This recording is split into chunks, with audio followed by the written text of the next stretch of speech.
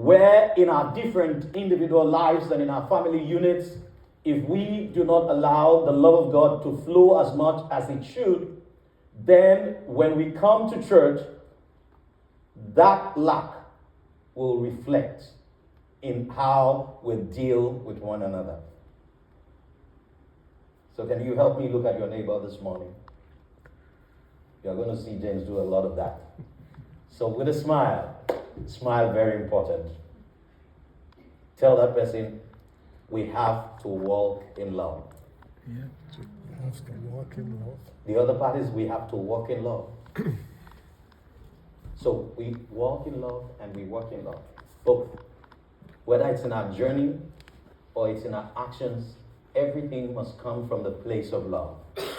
And when that happens, we see God at work, not just in our individual lives, but in our collective life as a church.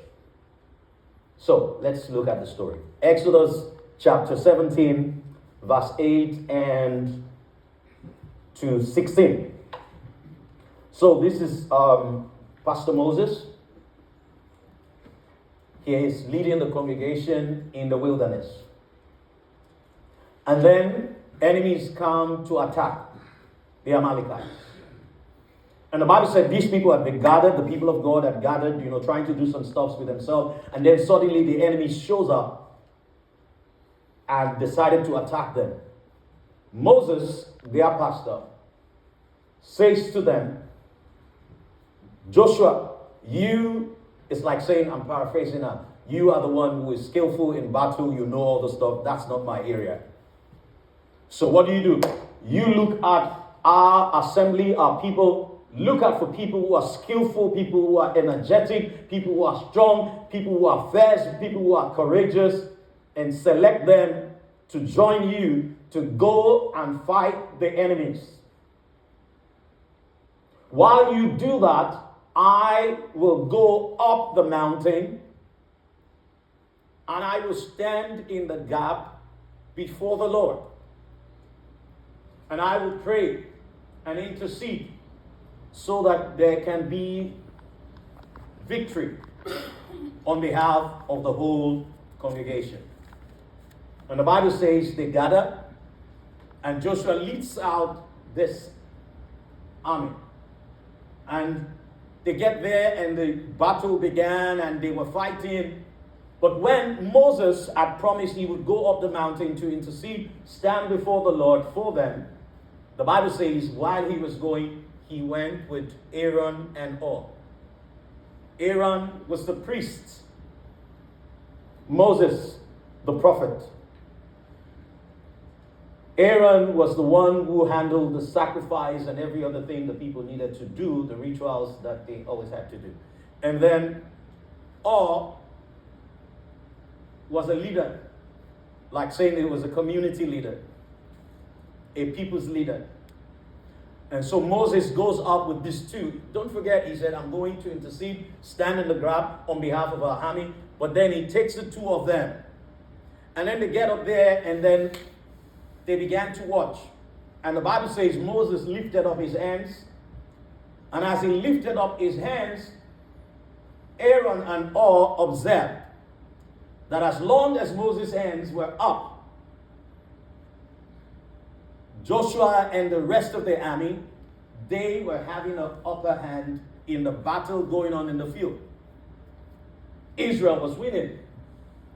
But then after some time, Moses became weak and tired.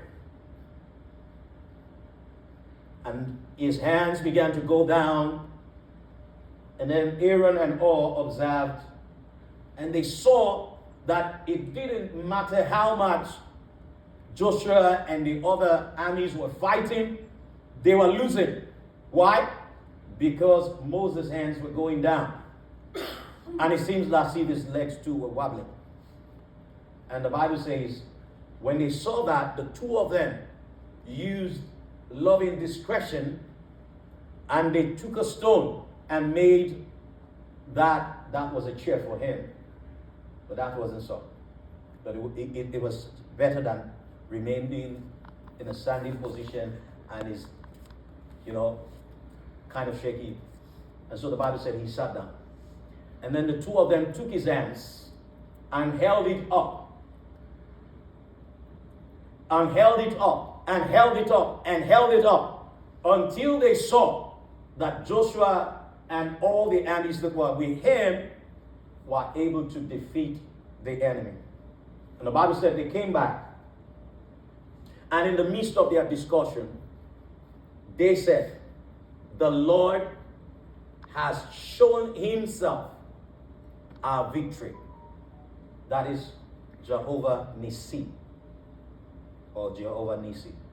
The Lord who is our banner. The one who gave us victory. So we ask ourselves, so when we say serving together, we enjoy divine wins. They said, God gave us victory. God is our banner. God gave us this big win. But then God required them to be observant. He required Aaron and Hur to see and use the wisdom of God to know they need to support Moses. They also were very observant to see what was going on in the field. They were not enfranchised from it. They didn't say, oh, well, Joshua, well, they are doing their work. Yes, well. And then they focused. They were concerned about what was going on in the field as much as what was going on with them where they were. And Moses was making sure in his assignment, he had to stand in as God's minister to do what is expected of him in standing in the gap for God's people. So this morning, as a way of starting together,